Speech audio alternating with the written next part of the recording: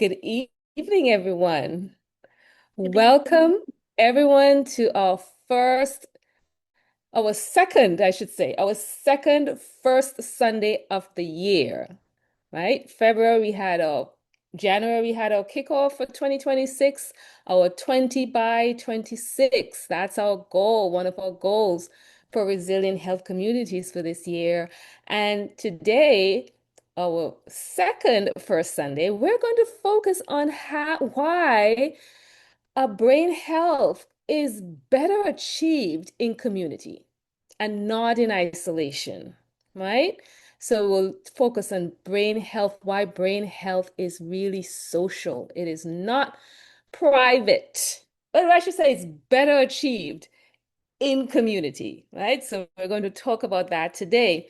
But before I get into the bulk of it, let's do some recapping or check in with how the practice went for you this past month in January. So recall our practice includes reading aloud for 10 minutes, writing by hand for 10 minutes, and easy math for 10 minutes. I don't know how many of you were able to engage with the content on YouTube, but I had a really good time using the math, the times that I did use it for the month. But let's talk about how was it this last month? I know some of you may have practiced the brain boost habits most days. Some practice it maybe a few times per month or per week, and some may have found it harder to stay consistent. So I want to hear from a couple of you. If you mind sharing at least one brain boost habit that you practice or something you noticed about your mood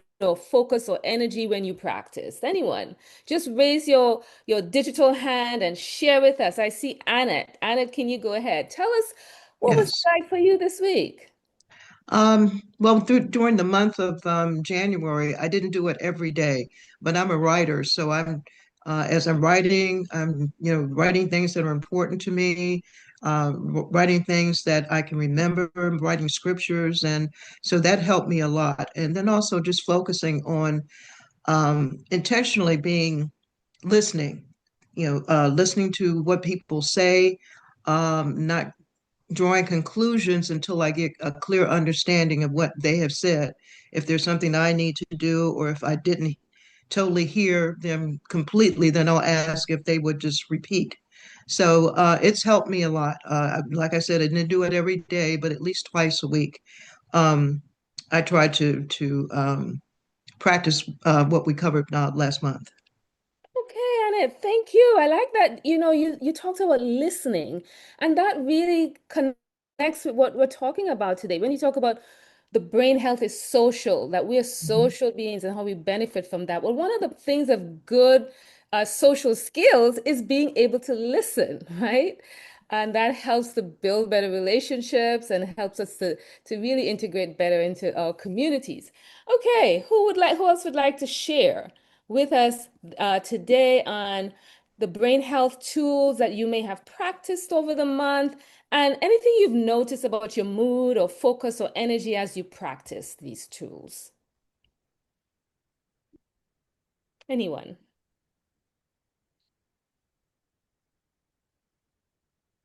Well, I I don't could want say, to. go I ahead. don't want to be Go take ahead, up Annette. all the time, but I find that I was in peace. The Ah, more I listen, the more I meditated. That was one of the things that struck me is that meditating a lot of times when you're in not so much turmoil, but when things are just not going right, or you're trying to figure out a problem. Aside from praying, you just want to meditate and get have that peace in your spirit, peace in your mind, and it also affects your body too. So, yes, just very being important. grateful, Mhm. um, and staying prayerful. That's one of the things that I've tried to practice daily. Very good. Excellent. Excellent. Would anyone else like to share about their experience this month with practicing those tools? Were you able to practice every day? Who did every day? I know I didn't. I have a confession. I fell off the wagon this month. I probably got a couple days in of math, but I read every day. So that's the one tool that I was able to be consistent with, reading out loud. But I really struggled with the other tools. And this is why attending these first Sundays are very motivational for me. It helps me to get back on the bandwagon. So when you come on Sundays, don't come alone. Bring someone else with you because there you're not the only one who is struggling to stay on the bandwagon, right? So bring someone else along. That's part of community. Anyone else would like to share their experience this past month? All right, if no one else, we will move on. So just really thankful that you shared. And what you're describing, well, what I've described, and I think some of you might have experienced, is that sometimes we experience motivation one day, another day you might feel a little resistance to it. Sometimes even feeling distracted as you're practicing those tools. But this is exactly how the brain adapts, right? Change is rarely linear. What matters mostly is returning to those habits, especially when we're supported by others, right? So when we seek out community and we do these practices in community, it really helps us. So today our focus is on understanding why social connection is biologically essential to brain health. And we'll explore how memory, emotion, and identity are shaped through relationships, right? This program that we have is intentionally practiced in community because our brains change more effectively when learning is shared. Hear that again. Our brains change more effectively when learning is shared. Community increases motivation, accountability, and follow through. And it reinforces the very systems we are trying to strengthen. Can anyone share how does that feel when are you engaging in these tools with anyone else or are you doing it on your own? Who else has anyone? If you could put it in the chat, are you practicing these tools with anyone else or you're just doing them on your own? I know I'm doing them by myself. I would love to have community every day. So I really seek out this community once a month to get me back on track.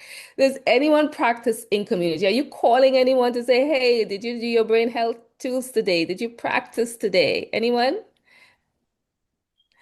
If you're not, I would encourage, I'm going to start doing that. That way I can get an accountability partner, right? To Hi. keep on track. Yes, Lillian. Unmute Lillian, please. Sorry. So I do a lot of networking, like women's group and things like that. So I've just Mhm. been mentioning to them, like there's this brain stronger memory program, and everyone is so interested. So I'm really thinking like my focus this year is to like do presentations on it, and then we can do like the 12-week program. So Wonderful. I'm scheduled next month to do a presentation in. Oh, as when I talk again, so I'm like, sorry. Okay. Okay, Lillian had a bit. Go Yeah, ahead, sorry, Lillian. my Yes, phone. no problem. Yeah, so I want to do like a presentation and then do like the 12-week program. I don't know if I have enough like knowledge and the confidence to do it, but I'm gonna try. You're going to And if I can get try. any support, yeah. Very good, good. You could we have some resources on a YouTube that you can use that may help you with implementing some of that. Marlene, unmute Marlene and share. Yes, hi. Yeah, for a period of time at the beginning when I discovered this program, I was actually sharing with a woman that lives in my building. She's 97 years old and she's pretty sharp, pretty sharp. And so we I would just sit with her and do it. So I wasn't able to do it with her every day. And she did it when we were together. I don't know how much she did it otherwise, but I wanted to share with her because at 97, when you're pretty sharp, you want to make sure it stays that way. So I want to share that with her. Absolutely. Absolutely. Thank you, Marlene. Thank you for being a part of the community and being an ambassador for RSC, right? Which is what we should all be or become or on our way to becoming ambassadors for RSC. Before we go on, I want to share a really interesting video on why brain health is social. So let me just prime that video. I will share my screen with you. And let's see, here we are. There we go. Okay. I'm assuming we can all see my screen, right? And here we go. The brain is a social organ. Today, we focus on a foundational truth that often gets overlooked. Human brains evolved in relationship with other people. From the very beginning, survival depended on communication, cooperation, shared memory, and belonging. As a result, social connection is wired into the brain's biology. And research now confirms what experience has long shown, that social connection, purpose, and engagement are among the strongest protective factors for brain health.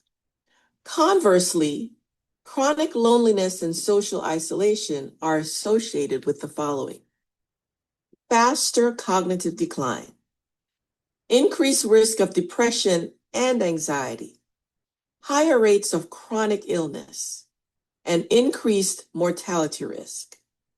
There are large population studies that have found that the health impact of persistent loneliness can be comparable to well-known risks like physical inactivity or smoking.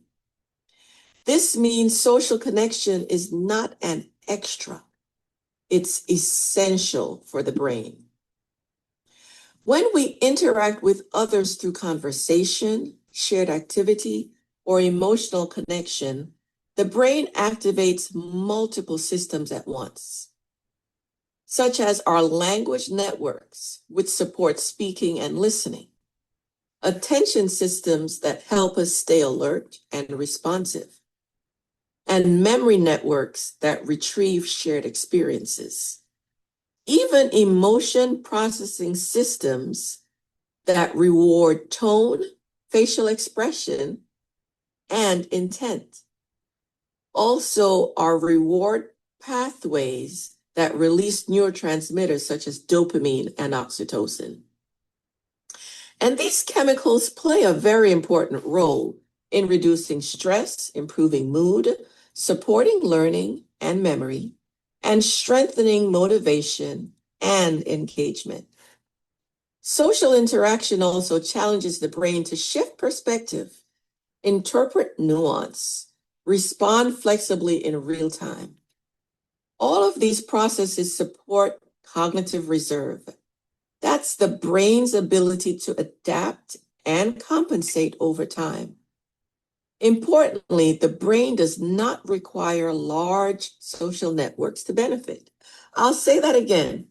The brain does not require large social networks to benefit. The truth is, meaningful, consistent connection matters far more than the quantity. Even small interactions such as regular phone calls, shared routines, social conversations, they activate the social brain networks and support resilience. The brain is a social organ. Today, we focus on a foundation. Okay, I'll stop sharing. Thank you, Dr. C, for that information. How powerful. This is why we've heard the term that we are social beings. Now we see the biology behind that, right? We see that being in having social connections lead to the release of these powerful hormones, oxytocin and the endorphins, which helps to are really protective for our brains, right? So make that phone call if you haven't called anyone or you know someone who's needs that connection, make the phone call. It's going to be helpful not only to that individual, but to yourself, right? be intentional about making those connections, it really helps with our brain health. So thank you, Dr. C, for that information. And what also jumped out to me was that our connection, we don't need large social connections. Not all of us want to have a whole quadre of friends or individuals, but meaningful, small social circles, but meaningful connections. That is what matters. Okay. So I hope that that was inspiring for all. I know it was inspiring for me. So as always, this is the time, or on Sundays, on first Sundays, we get an opportunity to employ or practice our tools, implement the tools that we've been using for the past couple of years. So if you do not have a notebook with you, oh, right, get a notebook, get the pen, make sure you have that. I'm going to give you a few seconds to gather up your writing tools because we are going to practice these tools. We have three co-presenters today from the Light Beamers Ministry, Light Bearers Ministry, I'm sorry. We have Merlin Andre, who we've heard from already, Annette Johnson, who we've heard from, and Elaine Holland. I'm not sure the sequence. So Merlin, I will turn this over to you, and you can now with Annette and also with Elaine implement or help us or guide us through the practice of these three tools. Okay, thank you so much, Dr. M, and welcome everyone. I will be actually starting with our reading aloud. That's the exercise that I'm going to be sharing with you all. And then we're going to go into the math from there with Elaine, and then Annette will finish up with the writing. So reading aloud. We are going to begin with the reading aloud, and that is a habit that naturally supports both language and social connection. And here's the science that's made simple about this. Reading aloud engages the same brain systems used in conversation. That is, listening and speaking, timing, rhythm, and pacing. Then there's emotional expression and interpretation. It's easier to speak with someone in a conversation when you see them and you're hearing their tone. So when we read aloud in a group, the brain processes language in a shared social context. This increases the attention and emotional engagement and helps anchor memory more strongly than silent reading alone. Reading aloud also activates memory networks, especially when the material carries personal, cultural, or emotional meaning. This combination of language, memory, and social presence supports neural integration, and that's a key element of cognitive resilience. So we are going to practice this together. I will invite volunteers to read aloud from short passages or poems that reflect shared experiences of familiar themes. And I will be providing the material. We're going to be getting some volunteers, so you can raise your digital hand as we bring up the material so I can call on you and they will be coming up shortly. I don't see any hands yet. Maybe you want to see what's going to be coming up first. Okay, so we have one. We have someone from Resilient Health Communities. I believe that is Rhonda. So I'm going to bring that up for us right away. So we're going to have Rhonda reading, and are you all able to see my screen? Yeah. You can go ahead and start. Thank you. Our first reading is Knoxville, Tennessee by Nikki Giovanni. I always like summer best. You can eat fresh corn from Daddy's garden, and okra and greens and cabbage and lots of barbecue and buttermilk and homemade ice cream at the church picnic. and listen to gospel music outside at the church homecoming, and go to the mountains with your grandmother and go barefooted and be warm all the time, not only when you go to bed and sleep. Oh, that just took me away because I don't know where you all are, but we're nowhere near summer around here. No barefooting these days. Thank you for sharing that. Anyone want to comment on how hearing that and tell me, did you have any visuals as you were listening to those words? Anyone want to comment and share? I am seeing my garden because I love gardening. Okay. So the okras and the greens and the cabbage and seeing all of that, it's just like it's something to look forward to. I mean, at this point in time here, Hmm. I mean, I'm doing my thing inside. And I saw my seeds inside, but I'm just looking at how beautiful that's probably looking with the okras, the cabbage, and all those things you see in there. The Yeah. mountainside. So she's with her grandmother, barefooted. I'm seeing myself back in the islands. Nice, Yeah. nice. All right, Ms. Lillian. So when I heard the word barbecue, I was like, seriously? At this time of the year and everything, if I can really have some barbecue, like it made me feel good. Yes, it's a definite positive reading, even in the winter, whether it's the thought of the summer or the foods that are listed there. Anyone else want to share?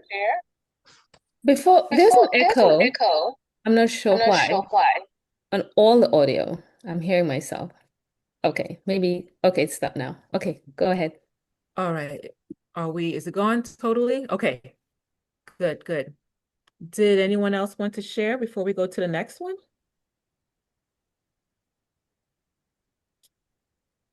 If not, I saw something in the chat. It reminds me of being in Tobago with my grandma. Nice. I like also the way it is written, as poetry.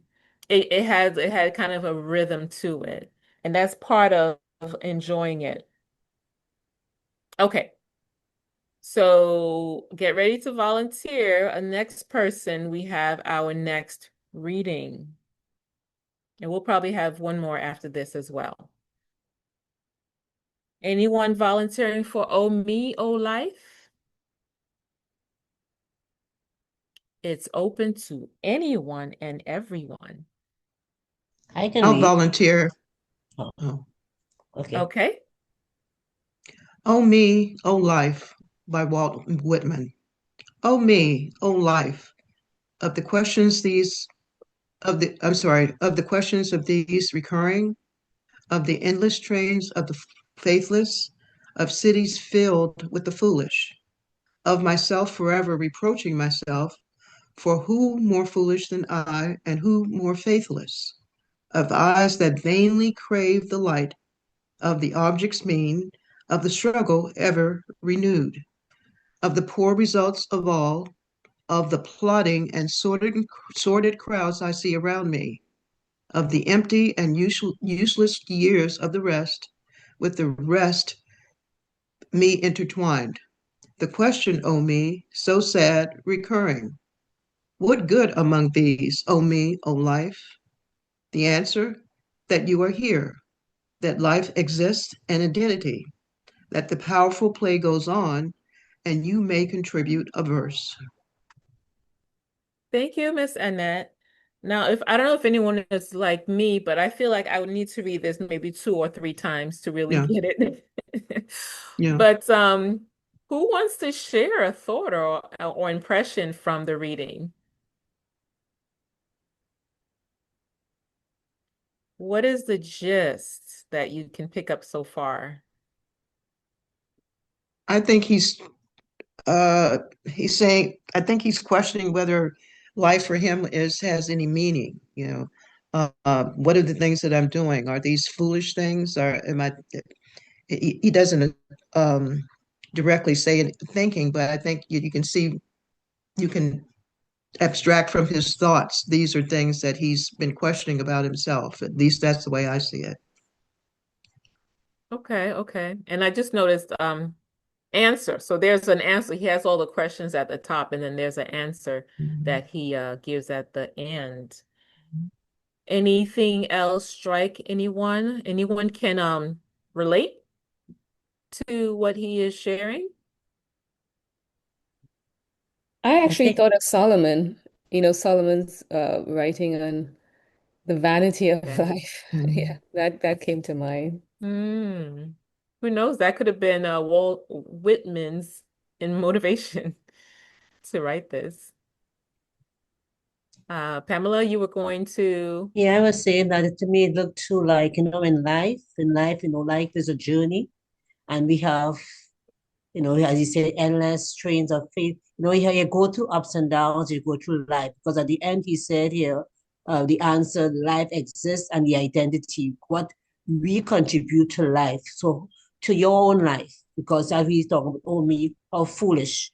He talking about himself. We make mistakes, and some things sometimes we have regrets. And so you look back and see, Hmm. what is life?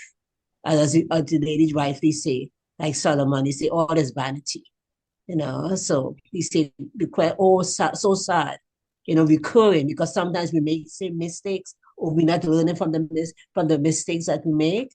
So Hmm. I see him in that saying, what is life? The life that sometimes I keep making the same mistakes or whatever, but I play a part in whatever happened to me. I play a part because I say and you may contribute a verse. So in life, you contribute a verse in your own life and what the outcome of it becomes. All right. Thank you for sharing that. And even as I said before, I feel like I'd have to read it a couple of times to really get it. I feel that reading it aloud a couple of times would be more effective than just trying to read it silently. So yeah, that goes for reading aloud. Let's do one more and then we'll close it down. So one more reader. I can read. Thank you. I cannot see everything. Say, I'm fine. Thank you. Author unknown. There's nothing the matter with me. I'm as healthy as I can be. I have arthritis in both my knees, and when I talk with a wheeze. My pulse is weak and my blood is thin, but I'm awfully well for the shape I'm in. Arch support I have for my feet, or I wouldn't be able to be on the street. Sleep is denied me night after night, but every morning I find I'm all right. My memory is failing, my head's in a spin, but I'm awfully well for the shape I'm in. The moral is this: as my tale I unfold, that for you and me who are growing old, it's better to say, I'm fine with a grin than to let folks know the shape you're in. The Who shape can you're in. relate? That's funny. Yeah, so who can relate? Yes. We have a hands up. Uh, That this is Lucille. This sounds just like me. I tell you. We can share. We can see that. Rhonda, yes. You want to share, Rhonda? And then once you all finish speaking, you can mute yourself again. That way, I think that's where the echo might be coming from. So, okay, so well, I guess it's Lucille. You have your hand up, and everyone else can be muted. Yes, I do. Do you want me to read or just Oh, I thought you had a comment. Oh, I was just saying that sounds just like me. I have all of these or most of these, but I thank God that I can get up every day and walk and do some exercises. I can still read. I have glasses, but I can read. And I I go about my business as if nothing is wrong with me. So praise the Lord for that. Right. And that attitude helps your health as well. It sure does. Okay. Very good. Well, I thank you to all the readers and the commenters on the reading. So the Did you take idea that is off that already? at home, we want to continue with 10 minutes of reading aloud. Let's try for 4 to 5 days during this week. Reading aloud, alone or with others, strengthens both language networks and the social brain. So now we're going to move on to the next brain boost habit, which is simple math done quickly. And that will be done with Elaine Holland. Thank you, Elaine. Good evening, everyone. So glad to see everyone here. It's quite a crowd tonight. We've got good group. So our next tool is the math, simple math done quickly. As you know, math supports social brain health by strengthening attention and flexibility. And those are very important in our day-to-day living. The science made simple.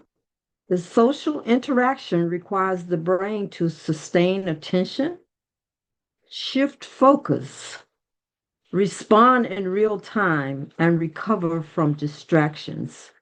There are so many out there. Quick, easy math activates the executive control networks that support these same skills. These include the prefrontal cortex, which manages attention and self-monitoring. The parietal lobes, which support organization and sequencing. Timed math practice strengthens the brain's ability to stay engaged and flexible. Skills that are essential for conversation, group participation, and social confidence. Our practice for today will be for 3 minutes. I'd like for you to make sure you have your pencil and paper so that you can do the math, and at the end, we will tell you when to stop. So, is everybody ready? How much time are we having? Yes. 3 minutes. Okay. Let's get started. I can time if you want me to. Let me make sure I have my clock set here.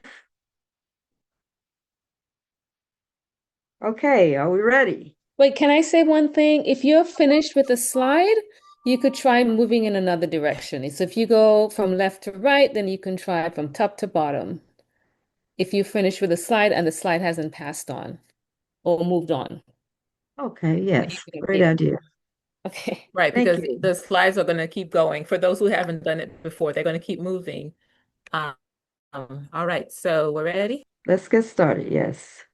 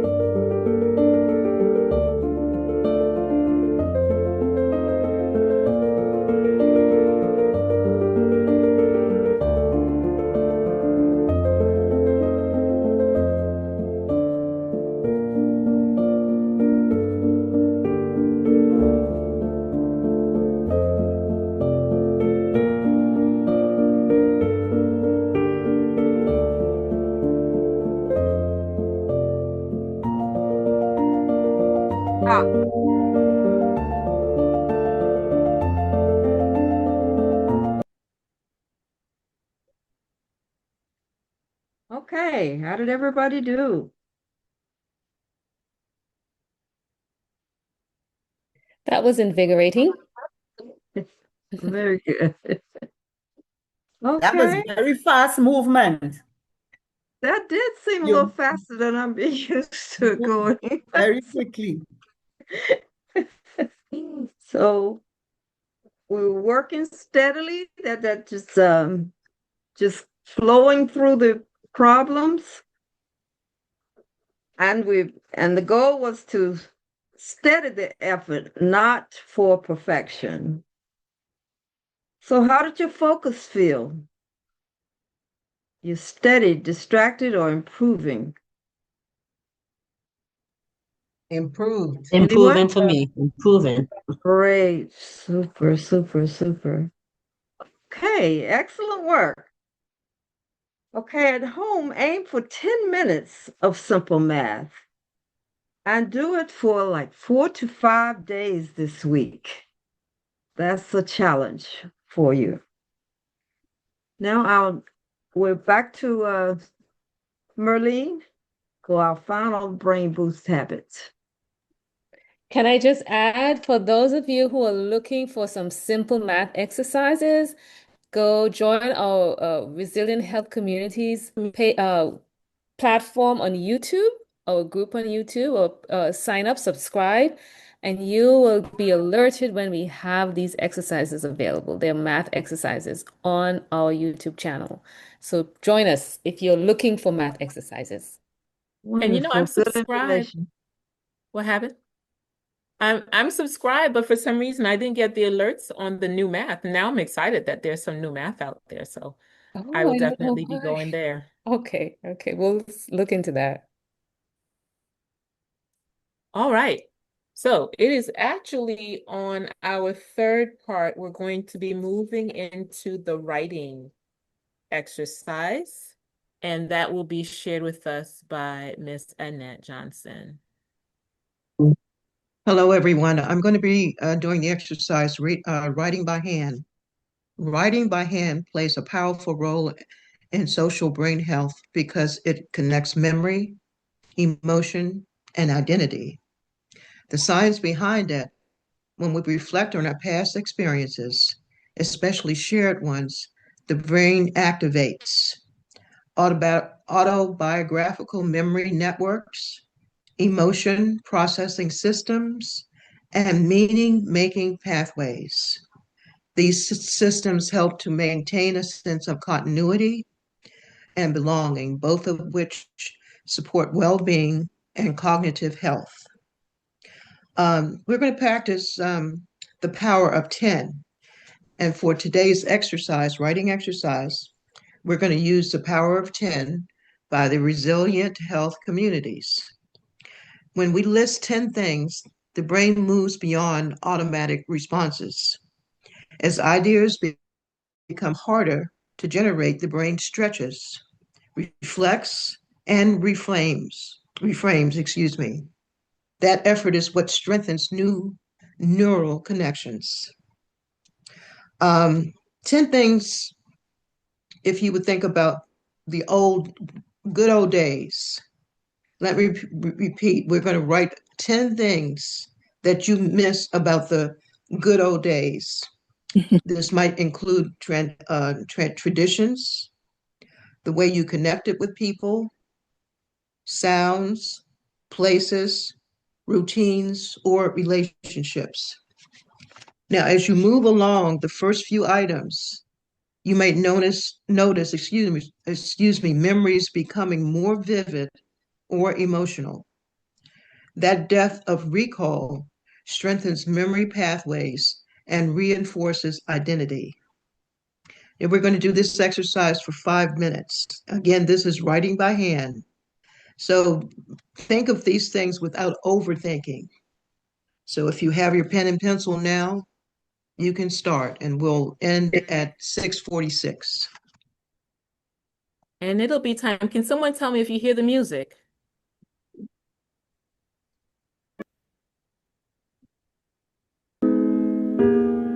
Yes. Okay, thank you.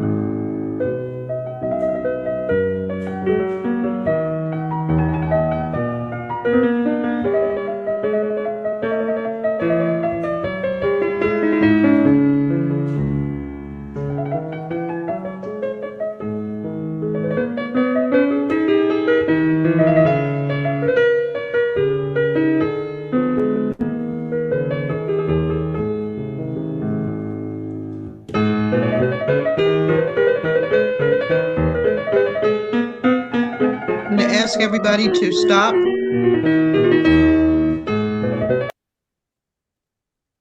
right.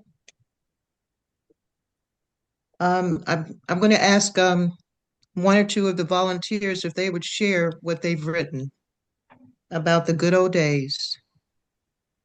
What's one thing that's came to mind to someone?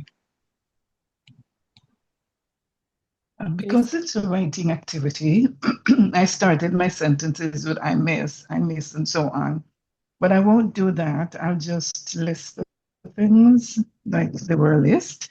I miss conversations people used to have. I miss the taste and the smell of food, especially apples. I miss getting russet apples in the store, my favorite variety. I miss getting love letters in the mail, phone calls from loved ones, walking to church, being able to eat anything without fear, the laughter of children as they play, having my children around. I miss outings with young kids and being able to keep up with them. All right. That's very good. We have, would anyone else like to share? knowing that Yes. if we're listening to one another, activates our shared memories and it deepens connections. Does anyone else have something to share? I see from Jacob that he loves Trinidad. So that might be a memory for him. I just want to say one thing I miss. I miss going to the beach regularly. We don't here. You can't go on the beaches, but that's one of the things I miss from home. Yeah. We want to thank you for writing. And at home, if you like to practice, you can do that about 10 minutes, May I three or, share? 3 or 4 times this week. Journaling also is a good exercise. Hello. They're not hearing you.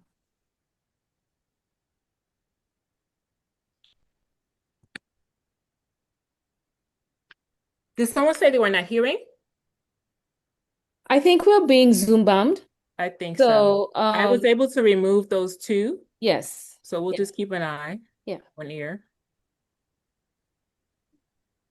So let's move on. Was someone saying they could not hear? That Someone sounds. was saying they could not hear the person that you deleted. Oh, okay. Yeah. I'll share a couple. I missed having fewer bills, miss having less anxiety. I miss a kinder world. I miss having just more time for myself. I miss I miss not having hot flashes. I miss not having as much clutter. Uh, and I miss not having as much money to just spend on myself as I want to. So those are some of the things I miss from the good old days. For to transition or to close this particular session, what matters most is a regular connection between thinking and movement. Thank you, everyone, for participating. I just happened to look into the chat, and LX iPad says they miss roller skating. So did I. So do I. I was a roller skater, and you get older and you just don't have that comfort level on wheels anymore, but I miss doing things like that.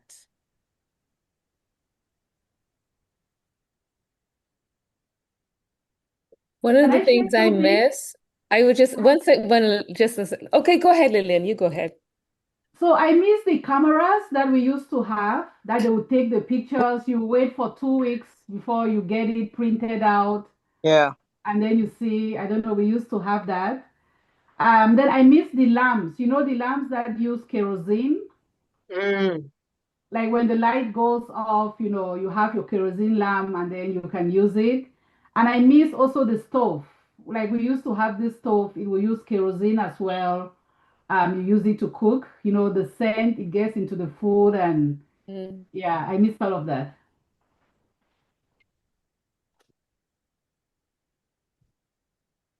These responses reminded me of things I missed and forgot that I missed them. Pretty good.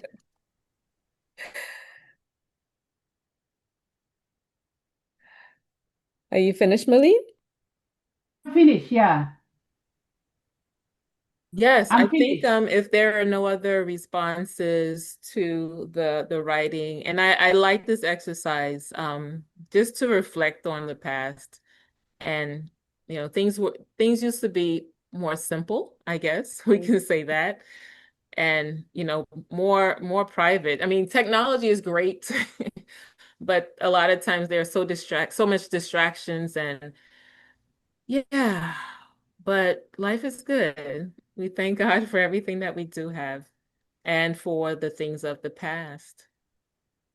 So yeah, I think we are done with our writing exercise. Thank you for everyone's participation.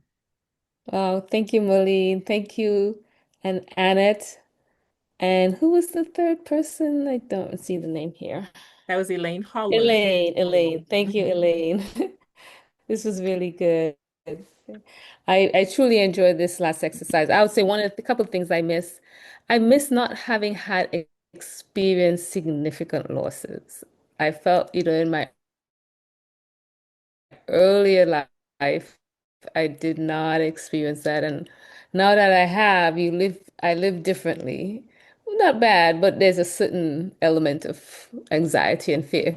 And I also miss having mom. Mhm. Those are the things that I miss. Well, thank you everyone for participating. We actually got here very quickly and we're almost at the end. Just a couple things. Let's aim for 4 to 5 days per week of practices. That's reading aloud or writing and easy math. Again, you can find prompts actually on our YouTube platform.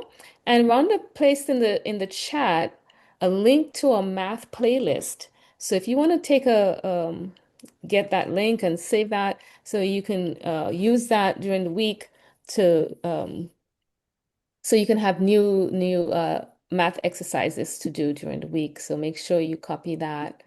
So let's aim for 4 to 5 days per week of our practice of each practice. So we're looking at 30 minutes per day. Not too bad. Just having to be intentional about carving out that time. Another thing I want to encourage us to be intentional about is our social connections, right? Well, we've learned today that brain health is social, right? And having good social connections can improve our brain health. So let's be intentional about cultivating those moments. We can do that by making a phone call. You can share a meal with someone. You can even read aloud with someone. My mom is living with Alzheimer's, dementia, and so sometimes I call and just read. I have her read aloud, and then I read aloud. We're reading the same book, so I can follow along. And so she will read one section, and I would read one section.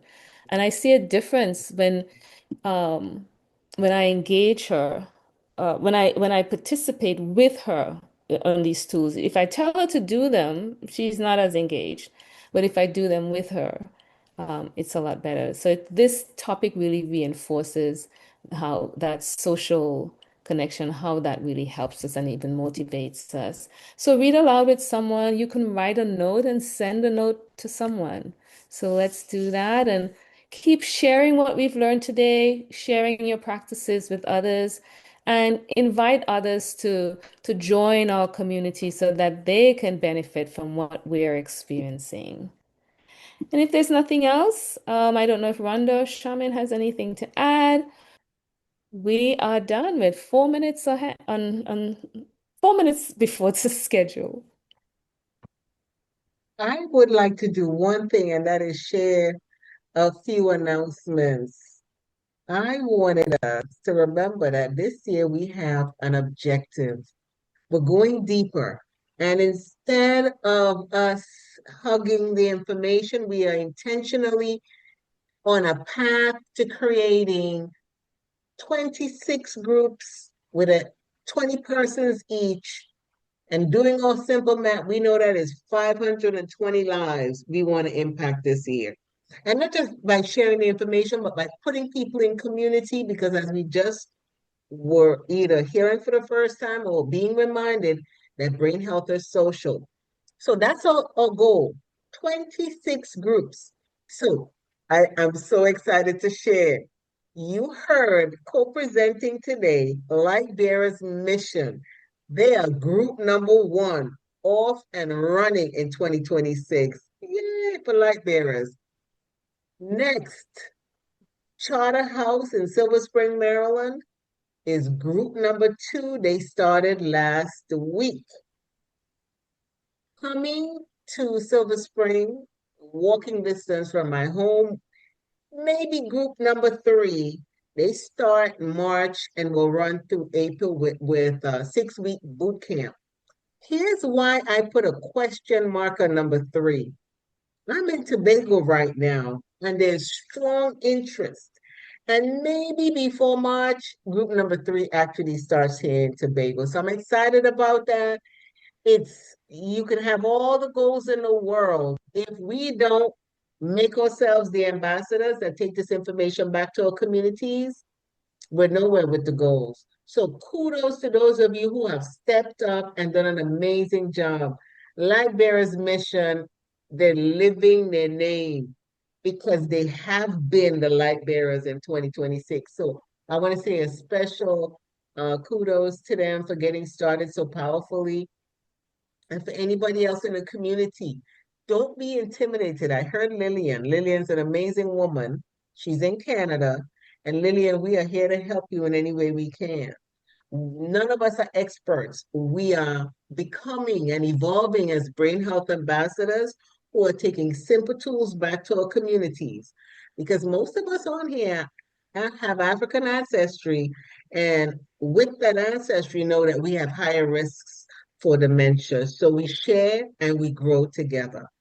Those are my announcements. We have a minute left. If anyone else has something they'd like to share, you've got a minute.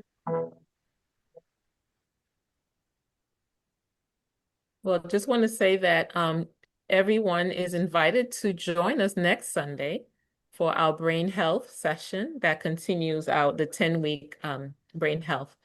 So I guess maybe I could share something in the chat. Yeah, Rhonda, you had that one. Maybe we could do a screenshot. There we go. There it And is. let's see.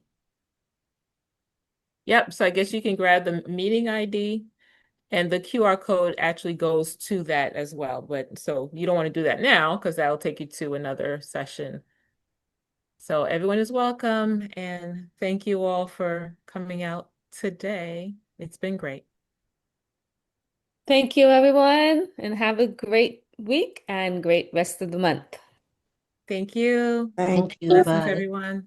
Bye. Have a good week. Bye-bye. Thanks, you Bye. too. Bye bye. Bye-bye. Bye.